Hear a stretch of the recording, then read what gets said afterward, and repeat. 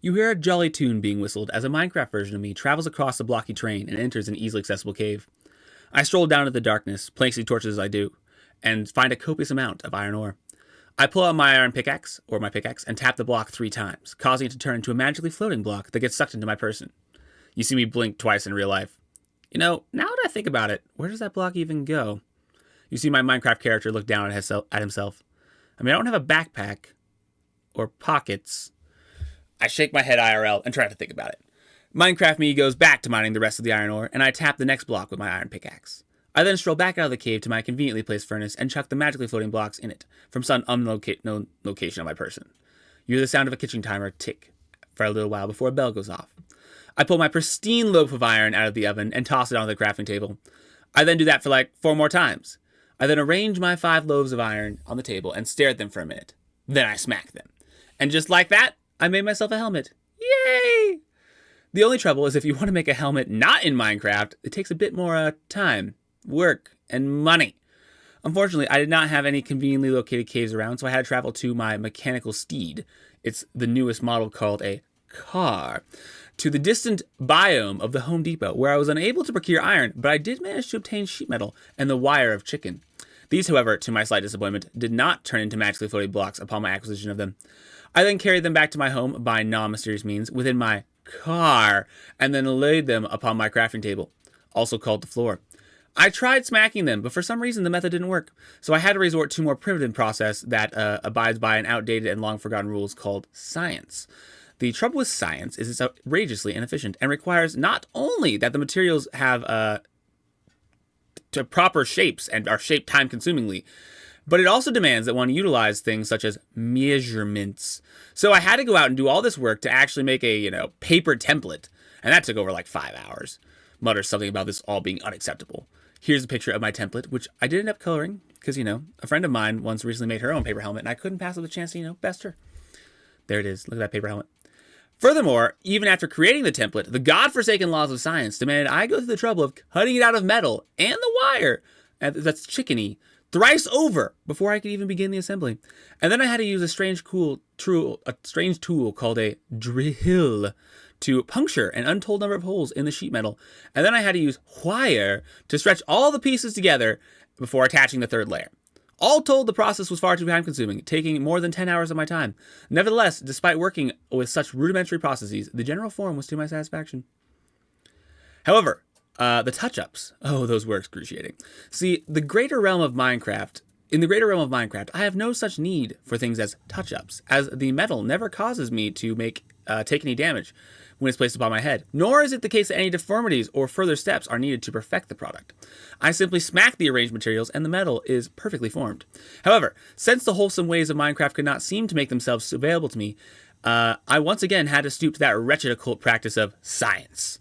I then had to spend untold hours using wire cutters to then, make the necessary changes before I just finally decided to dye the helmet. And while the creation of design for the helmet was inefficient, as this practice was performed in the lesser reality, I must concede that the actual dyeing of the helmet was far easier than I expected. See, in the biome of the Home Depot, I was able to find cactus essence in a can, which was designed in such a way that I merely had to spray it upon the finished creation, and it looked like the helmet had been dyed green. And finally, despite working within the laws of the lower realm, I was able to create this masterpiece. Well, there's a picture. You can't see it, that's okay. And this is what it looks like upon my face. So yeah, all Minecraft comparisons aside, the helmet was, definitely a pain to make, but I'm pretty happy with the result. I also made it so it's airsoft proof. At least, my last mask was technically airsoft proof, but it was janky. This mask is actually airsoft proof. It's also intended to fit my insignia style. I then painted it a dark green, because when you're trying to sneak around in airsoft, it's best not to have a bright target on your head. But yeah, that's one of the big things I worked on since we last talked. One of the first physical creations I've made in quite a while, and I think it's time I move on to life. After finishing the last life of the email, Jake and I led a revolt and threw off the shackles of slavery. It was a great revolt, so I copied it for this doc, for those who care to read it. The following morning, I had school as per usual. I also sighted in my new airsoft gun. I then went to work, where I didn't do all that much. Upon getting home, I read copious amounts of the Bible and played some VR. Tuesday, I got to call Wasila, who I hadn't got to talk to in a while, and we just caught up on life, and that was good. I then had school and work, where I just so happened to get a $2 raise, so that was pretty sweet. I now get $14 an hour. Yay. After that, I proceeded to eat food and anime. I didn't eat the anime, I watched the anime. I didn't eat it, just in case I need to have that clarified. I then joined on a Ratchet Christie call, though I may have played Super Hot simultaneously, and that was good. Also, on a completely unrelated side note, I'm the 20th best at Super Hot in the world at the moment, so that's kind of cool. When the sun rose in the morrow, I subjected myself to intense boredom via a school video call. I then went to work, where I learned some more history, philosophy stuff, as well as some Bible stuff. I'm presently working my way through a biblical studies podcast called On Script.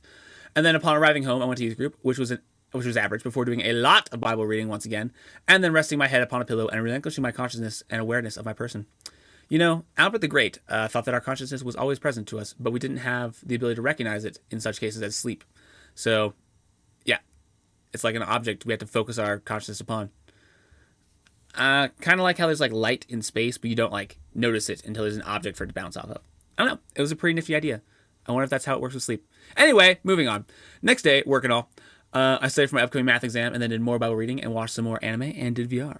The next day, I took said test and got an 87. No joke, that's like my third 87% grade on my math exam. So I suppose it's just like my destined grade on calculus exams. After that, I then went and played soccer, which was good as always. And I went to Braden's house where we hung out for a while and talked. He can't seem to get through his skull that atheism is not agnosticism. I keep telling him he needs to stop calling himself an atheist because he's not. Every time I'm like, what do you think the right answer is? And he's like, I don't know. And I'm like, this is not what it means to be an atheist. Ugh, it's frustrating, but we're getting there. Once I got home, it was pretty late, but Ben wanted to go out driving, so I obliged, and we also brought along our new airsoft guns to test them out. Actually, the drive was probably one of my favorites I've done with him thus far. We got to see some cool Christmas lights, like this one. It says Jesus Saves on it. In which case, if you can't make it out, which I totally wouldn't blame you because the camera's quality is garbage, the barn decked out in lights says Jesus Saves. It was a lot cooler in real life, just saying. After that, we decided that driving at 7 miles per hour while shooting airsoft guns out the window would be fun, and it totally was. And finally, we got very, very close to hitting some elk, but we didn't, so yay. But yeah, it was a great time. Saturday morning, we played airsoft with the gang, and that was awesome. Here's a picture of us all squatted up. It was a pretty good time. My new gun performed really well, and I had this awesome moment where there were 3 snipers, me against everyone else, and they were trying to like get up the canyon, and I'm just like mowing down every one of them. I must say though, Ethan, one of Ben's friends, the guy in red, probably did the best out of all of us this time. But yeah, it was awesome and a really good time. Once I got home, I worked into the night making the template for the aforementioned airsoft mask. However, I did all the detailing while watching Mission Impossible with the fam, so I wouldn't say, I wasn't like I didn't multitask. The next morning, I literally spent the entire day, a total of 11 hours, just working on the metal airsoft mask. Literally the entire thing is made of metal. It's all tied together with wires. Well, except for a few foam bits on the inside, which were attached via duct tape. The most magical substance in this lower reality. I will say, I'm either blessed or lucky, because I didn't account for how the wire mesh in the front would make it more rounded, and hence give it, less room for one's nose and goggles. But it just so happened the goggles on my nose, barely fit without being squashed, so it was pretty good. I was able to try it out later, and we did an airsoft war at night, and I found it was really uncomfortable, even after a long period of time. Oh, no, it was really comfortable, even after a long period of time, which I'm personally really grateful for. The next morning, aka Monday, I did school and work and all that, and then I finished working on the body of the helmet. See, the bottom edge had chicken wire sticking out, so I had to cut it all the way around the bend so that the wire in the back didn't cause me serious pain. Plus, I had to cut the eye holes, which I personally think makes the mask look way cooler. And yeah, I also taped what would become the detailing the next night. Then the next morning, I had school, went to work, and then spray painted the helmet, finally finishing it. So yeah, the project definitely took up a good chunk of time. The night, I also watched the next Mission Impossible movie with the fam. I think we're at number 4 at this point. Before working on school until 12 at night, and then starting a new anime, which Joe showed me, which was honestly pretty great. The next morning, I had school and work. I also got this weird stomach ache out of the blue. After that passed, I worked on my mechanical engineering project until late. Man, I managed to pull off an A in that class, but in every class this year except mechanical engineering. It's not that the class was super hard, it's just the tests were poorly done. I think I have a series of an average of 55 on those tests, which is me. For me, that's unthinkable. I'll be lucky if I get a C in that course. Briefly looks up his actual grade. Oh, look at that! I got a B. Granted, it's a really low B, but it's a B nonetheless, and that's a pretty pleasant surprise. Who would have thunk? Certainly not me. Anyway, on that pleasant note, I will progress. That Friday, I had school where I actually went to the building after, forever to take part in one of my math tests for the semester. I then got home, studied for the final math test of Death Part 2, which was actually way easier than Part 1, before going to work and playing some Super Hot and doing homework before going to sleep. Saturday, I spent a good 6 hours rearranging and cleaning my room. Here's this new look, in case you're curious. Oh, look at that. It looks very pretty.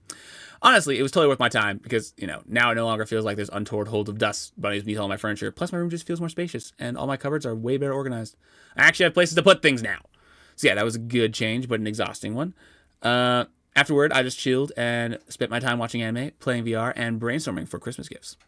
The following morning, I spent a good chunk of time studying for the ACT. I managed to get an ACT fee waiver from my school because I'm poor. Woo! Poor enough to get a free stuff. He slaps a poor enough to get free stuff award on his wall. It also allowed me to have a official study course for free. The combined cost of everything was like $180, so glad I didn't have to pay for that. So yeah, I started watching those videos, and then I took a break to pick up Grace, came home, and took the ACT practice test, which took like 3 hours or something, and I got a 31, so I was pretty decent happy. And then, of course, my brain was effectively murdered, so I watched some anime and played some VR. The next morning, I worked on memorizing history of philosophy, which I don't know how much memorization is fun for you, but it's not the most pleasant of all tasks. After which, I then traveled over to Neo's house via Iron Chariot. We played D&D, which was decent. I know, I'm so punny. Before we had a long conversation discussing 3 things, namely the doctrine of transcendentals, a cool new anti-free will argument that I heard that shows that the present deterministic... the present determines us, and a new set of teleological statual ethics. As well as, it was the case I got mob debated on all 3 topics. But nevertheless, I held my own, especially on the teleological front. I think at least Sydney had a pretty open mind, so who knows? Perhaps I might actually change, someone's mind from the conversation. But yeah, it was good and definitely worth it. The next morning, I tried to memorize philosophy some more before I also got a good deal of Bible reading done. It's my goal to this break to finally catch up on my Bible reading, because I've gotten fairly far behind as of late. Then Sam arrives. Sam's my cousin that lives in California, Sam. And we drove around some with him, Morgan, and Grace. Here's a picture of all of us in the back of Ben's car. After that, we all watched Batman The Dark Knight together, which was decent. The next morning, I worked more on the history of philosophy memorization. Again, not an easy task, before studying more for the ACT and getting the 12th global record in Super Hot. I then took my mechanical engineering final exam and got a 55. Yay! Before going to Ratchet Christie and having a long discussion about the aforementioned weird free will argument, where the consensus was it was blatantly false, but not clear what's exactly wrong with it. Kind of like one of Zeno's paradoxes.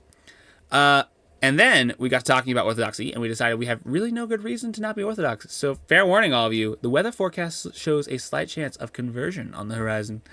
The next morning, which I deduced was Wednesdays, as is my experience, Wednesday tends to follow after Tuesday. And hence, it being a Wednesday, I worked more on the history of philosophy memorization. I then did more Bible reading, and then I went to work and did a bunch of hand sanding because Mom's weak girl arms couldn't manage it. And then we all watched the next Batman before having a frankly confusing conversation with Sam late into the night. I mean, I think I said this before, but Sam's train of thought isn't a train. It's more like a pile of train cars in a giant train car blender. AKA, there's no rhyme or reason to how he goes from A to B in his brain, if that even happens. But yeah, that conversation wasn't very enlightening, and it was more like Ben and Sam just saying each other were wrong, though I'm not entirely sure either one knew what they were talking about. The next morning, I went to the dentist and found out I did not have a cavity, just sensitive teeth, so that's a yay. I then had a good conversation with Ben, right on the once-a-month spontaneous deep conversation schedule. After that, I then proceeded to take yet another ACT practice test and got the exact same score, which, considering, I was already 2/3 of the way through the course, it was kind of vexing. See, I think my issue is that, I don't know how to answer correctly. I mean, in all honesty, that's all the questions on ACT. They're all pretty easy, but the trouble is, I just don't have the time. I rush through the problems because, you don't have a choice. And I make stupid mistakes, like neglecting to read the writing section that you're supposed to read, and choose to answer the answers not correct, forgetting that, carrying a negative in math, this does not make sense. Anyway, the point is I rush through things. And it's lame because I'm confident that I have the time to make, all of it better later on, but then I just don't. So yeah, that's very vexing. Anyway, after realizing it's not my knowledge per se that was lacking, just the fact that I don't have enough time, I reevaluated my strategy, and the ACT has been on the back burner since then. After that, I did more history of philosophy memorization before purchasing a Star Wars game in VR, which was honestly pretty lame, but it was cheap, so what do you expect? And then watching some more anime with Mom, where the only ones in the house was Grace. Oh no, it was only Mom and me, because Grace was at a sleepover and Ben went car camping with Sam. Friday, I went to work at 10 and spent the next 6 hours emptying the water jet, which, if you remember the last time I did that, was no easy task, except this time it was even fuller, and there was an extra tank that needed to be emptied. So yeah, that was pleasant. When I got home, Sam and I worked together to make this cool landscape Lego piece, which I've now affixed to my wall. Boop. There's pictures. We're working with really limited bricks, as the previous bricks, or all the other bricks are in previous creations of mine. So I think we did quite well, given the circumstances. Once we got done with that, I did some more Bible reading, and then me and Sam watched the last episode of Mandalorian Season 2 together. The next morning, I did Bible reading, watched some anime with Sam, Toby, and the rest of the side of the family, which they arrived. Here's a picture of Sam, Toby, and Uncle Dathan and Ben.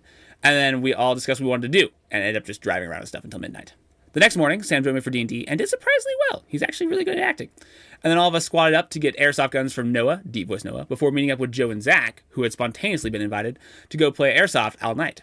And honestly, I would say it went pretty well. We duct taped glow sticks to us, and, well, shot each other in the dark. Honestly, Ben wiped the floor with all of us, though I have to argue it's because he had a red dot on his sight, and all the rest of us just had iron sights, so we had no idea where we were aiming. And also, we did some fun assassin game modes where one person, the assassin, wouldn't have any glow sticks, and it was their goal to kill everyone else. The only trouble was, in the end, Joe was the assassin, and apparently his battery died. So there was a solid 30-minute standoff between Joe and Ben, where Ben was just super cautious, and Joe was trying to sneak up on him to get a bang kill in. And yeah, it was just painfully long. So yeah, no one got seriously injured or fell in the river, and I think we had a really good time. Though in all honesty, it's, pretty useful to have a red sight when it comes to playing airsoft. The following morning, we had a preemptive Christmas dinner, which was delicious, and then all of us watched anime together until late in the night. I got to sleep at 2, but the rest of them went to 4:30 a.m.